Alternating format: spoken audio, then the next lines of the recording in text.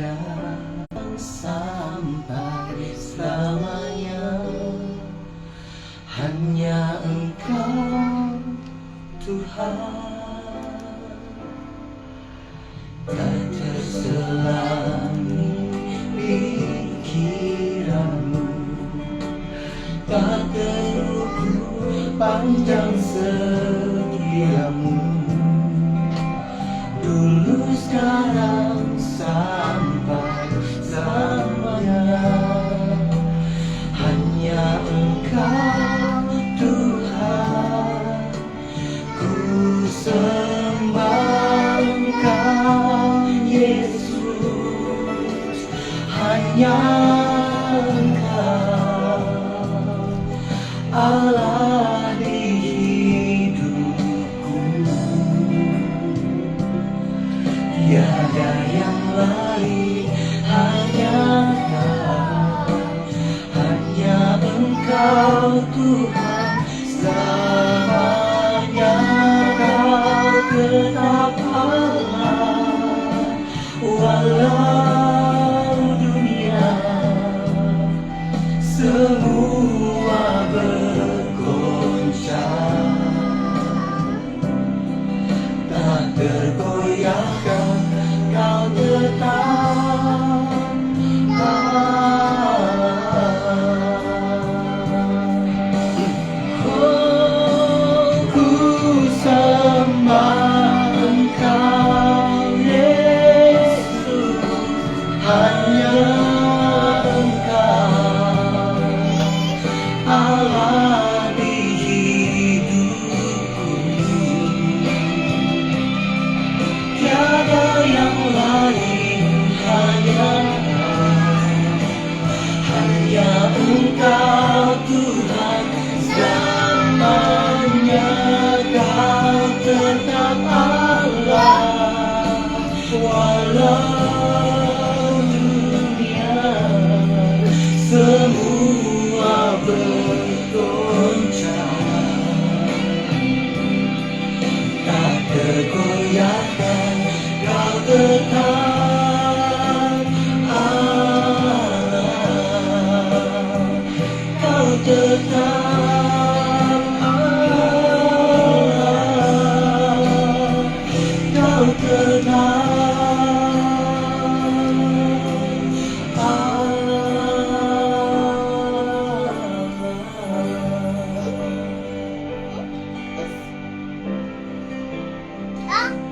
Kaulah satu-satunya Tuhan, kami sembahkan, tiada yang lain. Oh, haleluya, Kau tetap Allah, Kau tetap Allah.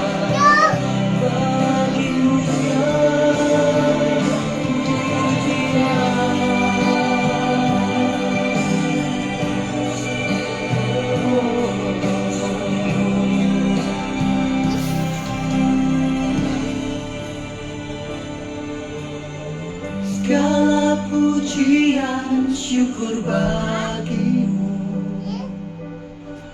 Kau hadir dalam hidupku. Kini ku datang sujud di hadapanmu, memujimu, menyembahmu. Yesus, ku menyembahmu. Segala pujian syukur bagimu, Kau hadir dalam hidupku. Kini ku datang sujud di hadapanmu, memujimu, menyembahmu.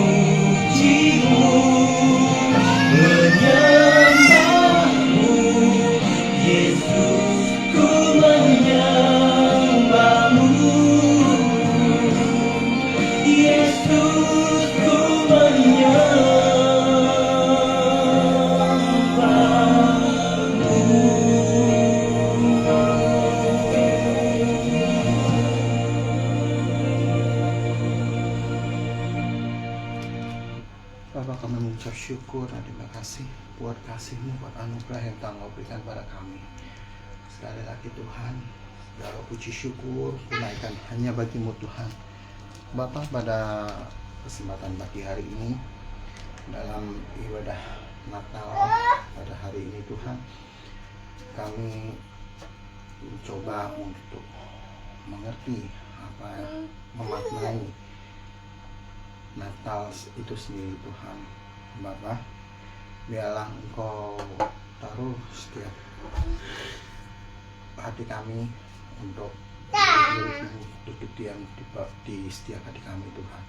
Biar kami juga duduk diam untuk mendengarkan segala kerinduan hati-Mu terhadap kami Tuhan. Sirami hati kami dengan kebenaran firman-Mu, supaya kami tidak sebagai pendengar firman saja, tetapi pelaku-pelaku firman. Terima kasih Tuhan, terima kasih. Tutup bungkus setiap kami yang ada di sini, baik onsite maupun online. Dan Tuhan, kami mohon padamu Tuhan, kiranya Engkau menutup bungkus kami dengan kuasa darah kudus-Mu, menjauhkan segala ancaman, segala penguasa udara, pembuluh darah, baik yang mengganggu acara ibadah kami. Dalam nama Tuhan Yesus Kristus, kami serahkan semuanya dalam tangan-Mu. Pakailah dipilih hamba-Mu,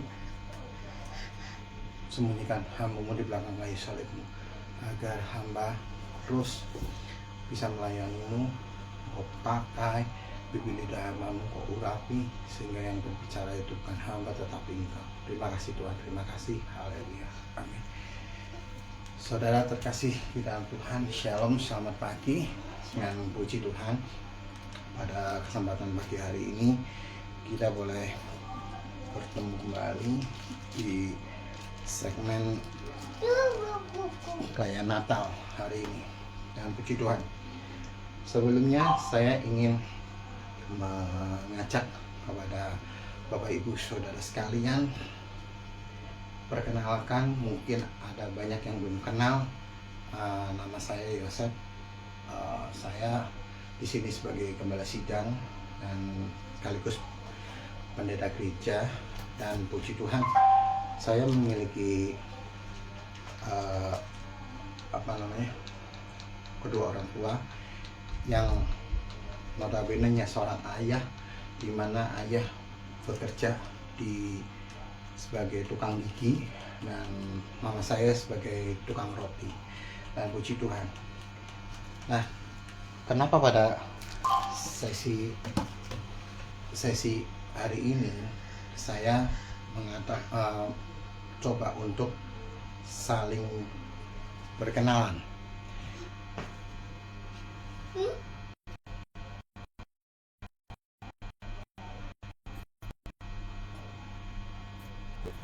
Dan pada hari ini mungkin Bapak Ibu tumben ini Pak Medena ngajak kenalan. Jadi di sini perikopnya memaknai silsilah Natal. Jadi nggak sembarangan kita merayakan Natal. Kita harus tahu apa itu Natal yang sesungguhnya.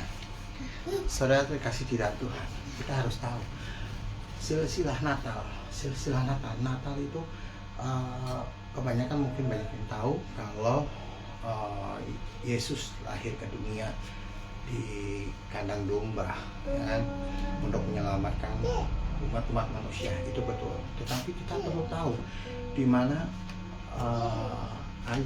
ayahnya Yesus pasti punya ayah, yaitu di mana yang bernama Yusuf. Yusuf seorang tukang kayu, ya, bukan Jokowi tetapi Yusuf, ya. Dan di sini Maria yang dikenal Maryam pada umumnya, dia seorang ibu rumah tangga dan dipakai Roh Kudus untuk melahirkan seorang putra yang tunggal dari Allah Bapa sendiri. Dan Bapak Ibu Saudara terkasih di dalam Tuhan, kita mengenal silsilah ini untuk apa? Jadi begini, dalam perjalanan kehidupan, dalam firman Tuhan dikatakan apa? Dikatakan Bapa begitu besar kasih Allah kepada kita, sehingga Dia mengirimkan putranya yang tunggal untuk menebus dosa. umat manusia, termasuk saya dan saudara.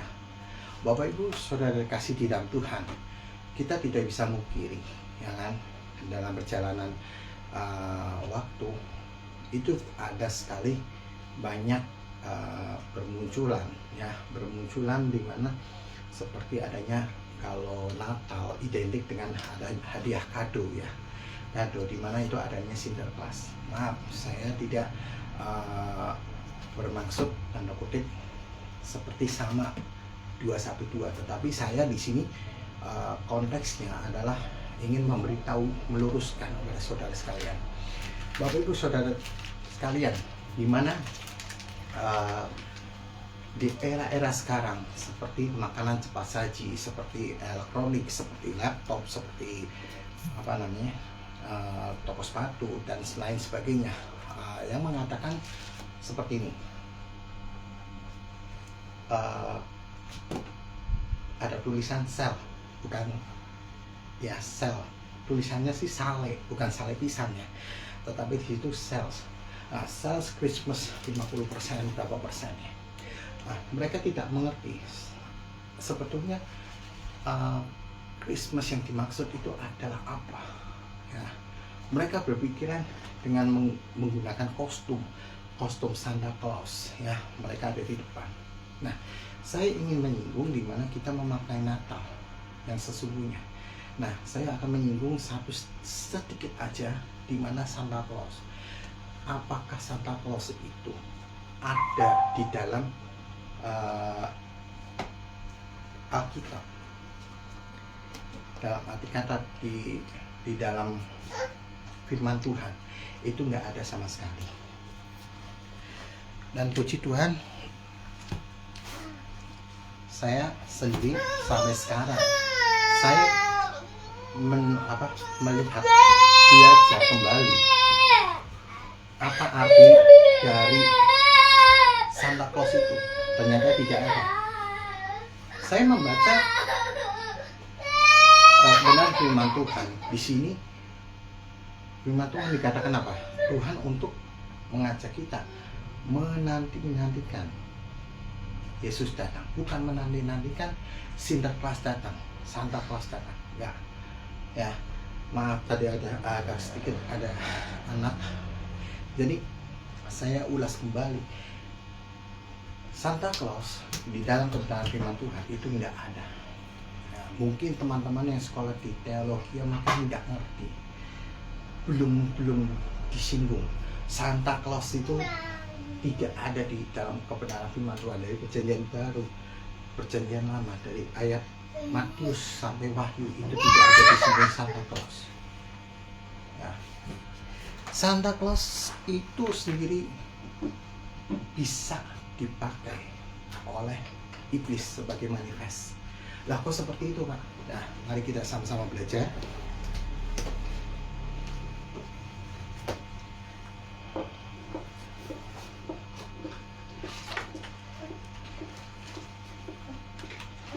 Saya buka contekan dulu, soalnya yang saya dapatkan semalam. Jadi di mana tema Natal pada hari ini memaknai silsilah Natal. Ya, tadi saya sudah bahas, saya melalui perkenalan diri saya sehingga menyambung ke perkenalan siapa Yesus, orang tua Yesus, dan asalnya dari mana. Yesus sendiri asalnya dari Nazaret. Jadi Bapak Ibu Saudara dan kasih di dalam Tuhan, apa sih Natal itu sendiri? Ya, kekristenan saat ini mengajarkan dan memberitakan Santa Claus dan pernak-pernik kepada anak-anak dan kepada orang dewasa adalah kekristenan yang sudah tidak memiliki kebenaran, bahkan bukan lagi menjadi saksi bagi Kristus.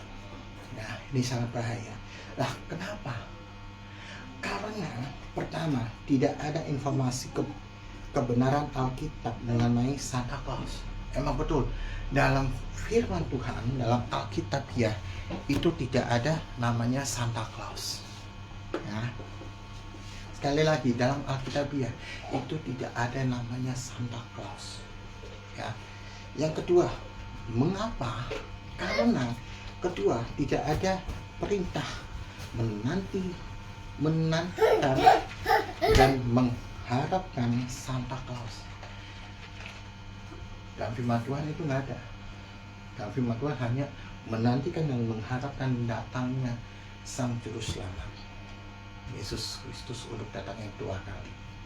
Nah, yang ketiga, orang-orang bahkan anak-anak menjadi lupa momen Natal sebenarnya. Iya, jelas. Di sini dikatakan dalam Matius 1 ayat 21 sampai 23. Matius 1, kita buka dalam Matius 1 ayat 21 sampai 23. Saya akan bacakan. Saya akan bacakan di sini. Ia akan melahirkan anak laki-laki dan engkau akan menamakan dia Yesus, karena dialah yang akan menyelamatkan umatnya dari dosa mereka. Hal itu terjadi supaya genaplah yang difirmankan Tuhan oleh Nabi. Sesungguhnya anak darah itu akan mengandung dan melahirkan seorang anak laki-laki, dan mereka akan menamakannya dia Immanuel, yaitu yang berarti Allah menyertai kita. Jadi momen Natal di era-era sekarang itu sudah terlupakan. Emang waktu saya kecil dulu, saya sering menginginkan adanya kado di bawah pohon Natal, ya, adanya Santa Claus datang, apa segala macam. Itu sudah pembodohan, ya, dari orang tua. Ternyata itu manipulasi dari si iblis, ya. Dan terkadang memang sering melupakan momen Natal yang sebenarnya seperti apa. Momen Natal yang sebenarnya adalah di mana Yesus lahir di kandang domba yang hina di dalam palungan. Itu Tuhan ingin mengajarkan kita untuk memiliki kerendahan hati.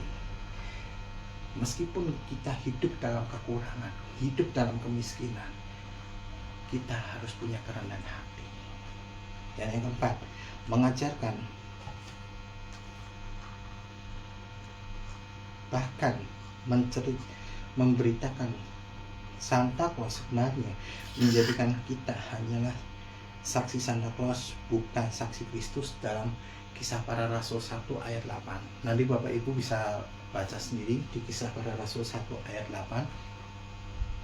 Dan yang kelima, mengajarkan bahwa memberitakan Santa Claus akan membuat orang lupa esensi dari penantian yang sebenarnya, yaitu kedatangan Kristus sebagai Raja dan Hakim. Dalam 1 Tesalonika 1 ayat 10, di ayat Tesalonika 2 ayat 19, Tesalonika 3 ayat 13, dan 2 Timotius 4 ayat 1, dan Wahyu 14 ayat 11. Nanti Bapak Ibu bisa buka sendiri. Kalau ada yang masih kurang jelas, bisa nanti DM atau messenger ke saya. Dan yang keenam, mengajarkan dan memberitakan Santa Claus sebenarnya hanya akan membuat orang lebih mencintai atau mengasihi keinginan dunia ini dan lupa dengan kehidupan kekal, dan kasih akan Tuhan menjadi semakin pudar dalam hati orang itu. Dalam 1 Yohanes 2 ayat 15 sampai 17. Bapak Ibu, kita memaknai Natal, garis besarnya saya sudah sering mengatakan dalam khotbah saya yang sebelumnya, tahun lalu. Kita memaknai Natal dengan kerendahan hati, dengan kesederhanaan, bukan seperti kita merayakan Natal besar-besaran seperti di GBK atau di mana, ya kan, yang penuh euforia. Ketika Yesus lahir itu tidak dengan euforia, sepi, sunyi, senyap, dan di situ cuma ada domba. Dan ketika itu hanya 3 orang Majus yang datang membawa persembahan yang terbaik menurut dia. Dan disinilah kita harus belajar, di mana kita harus memiliki kerendahan hati, dan kita diajarkan untuk tidak memiliki kasih yang pudar, sehingga kita tidak mencintai dunia ini, tidak mencintai diri sendiri, tidak mencintai sebagai hamba uang. Nah, orang sekarang sudah lupa untuk berterima kasih. Zaman sekarang orang sudah lebih mencintai dirinya sendiri dan mencintai uang, menjadi hamba uang. Dan puji Tuhan, pada hari ini saya ingin mengajak kepada Bapak Ibu, saudara semua untuk yuk kita mengajarkan kepada anak-anak kita untuk kita selalu menantikan kebenaran firman Tuhan, sehingga yang kita nanti-nantikan itu bukan Santa Claus. Yang kita nanti-nantikan adalah Yesus Sang Juru Selamat yang akan datang ke bumi untuk kedua kali. Dan di situ dia sebagai hakim dan penyelamat dalam kehidupan kita. Bapak Ibu Saudara terkasih di dalam Tuhan, pada saat ini saya ingin mengajarkan kepada Bapak Ibu Saudara semua, mengajak ya, kita jangan mau dibodohi. Jangan mau dibodohi oleh apa, dengan adanya pernak-pernik dunia itu akan menjadi memenuhi keinginan duniawi sendiri, bukan keinginan rohani kita untuk kepada Kristus. Sekali lagi saya sudah mengatakan, kita back to basic, kembali kepada Tuhan untuk berpaling pada Tuhan. Kita berbalik, kita dekat dengan Tuhan, semua pasti ada jalan. Dan Bapak Ibu Saudara kasih di dalam Tuhan, yuk kita hentikan manipulasi iblis yang terus mencuci otak kita, sehingga kita tidak memahami makna momen Natal itu sendiri dengan baik. Bapak Ibu Saudara kasih di dalam Tuhan, saya tidak perlu lama-lama, saya ingin mengajak kepada Bapak Ibu Saudara semua untuk mengerti apa yang Tuhan mau dalam hidup kita. Kita ambil waktu 30 menit, kita ambil 5-10 menit aja untuk mengerti apa yang dimaksudkan oleh Tuhan dalam kehidupan kita.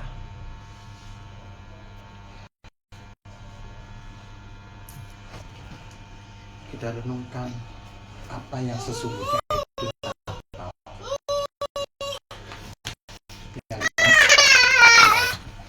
bisa memahami Natal itu. Kita renungkan apa yang Tuhan mau dalam hidup kita, apa yang Tuhan inginkan dalam hidup kita, sehingga kita bisa connect ya, kita terhubung dengan Tuhan.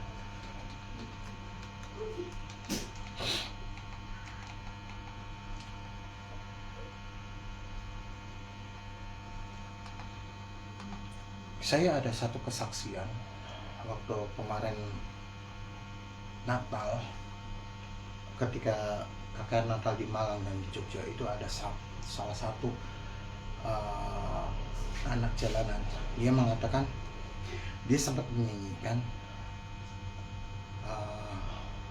lagu yang dimana Yesus Abraham bawakan, yaitu walau gunung tak berpindah.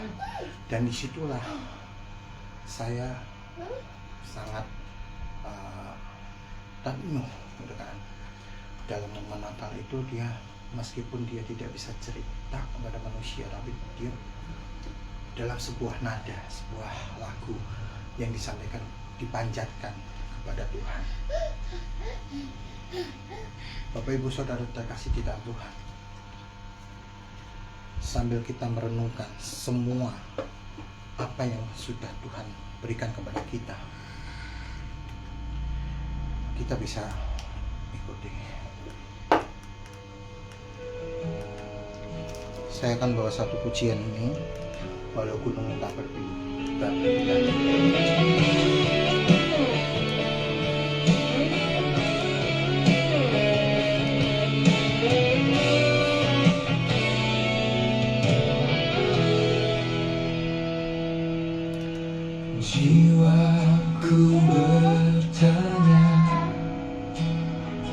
Apakah masih ada harapan melewati tangisan, rasa sesak di dada? Imanku berkata, Tuhanku yang pegang kuasa, Dia selalu bekerja. Meski mata ku tak melihat, walaupun gunung itu tak berpindah, tetap percaya Kau yang punya kuasa. Sekalipun ku dalam lembah gelap, tak mengapa asal Kau di sampingku. Walaupun masalahku masih ada, tetap percaya rencanamu terindah. Pribadimu takkan pernah berubah. Iman yang aku pegang padamu, Tuhan yang setia.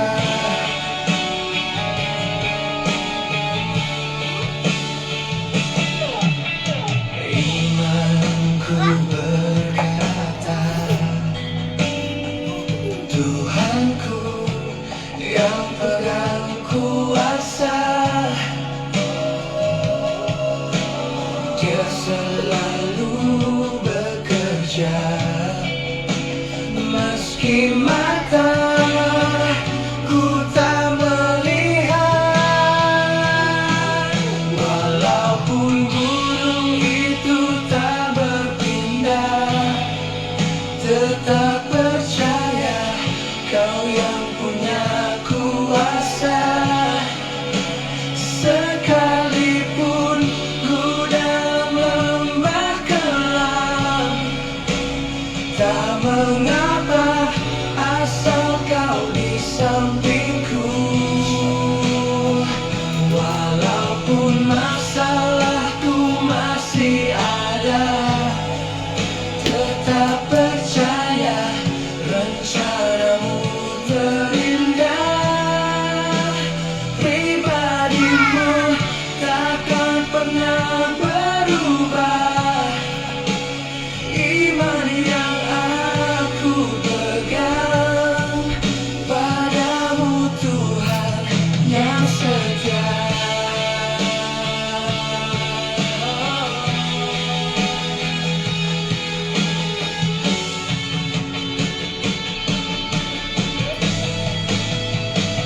Walaupun gunung itu tak berpindah, tetap percaya Kau yang punya kuasa. Sekalipun ku dalam lembah gelap, tak mengapa asal Kau di sampingku.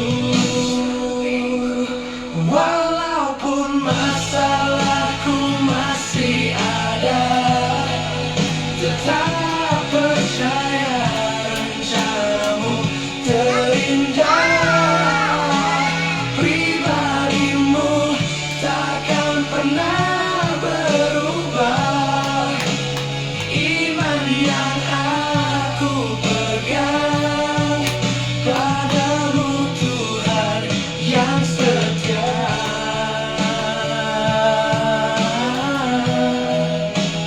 Pribadimu takkan pernah berubah.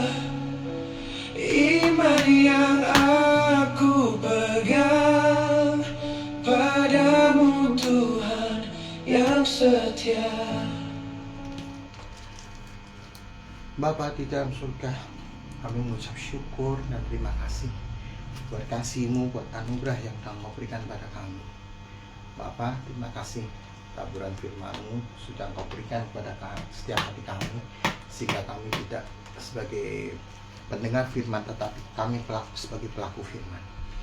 Tuhan Yesus, pada hari ini Tuhan, biarlah firman-Mu terus tertanam di setiap hati kami, dan kami sebagai pelaku-pelaku firman, kami menanti-nantikan Engkau Tuhan sebagai Sang Juru Selamat, sehingga kami mengerti momen memaknai Natal dari sekarang, yaitu kesederhanaan, kerendahan hati yang Kau ajarkan kepada setiap kami.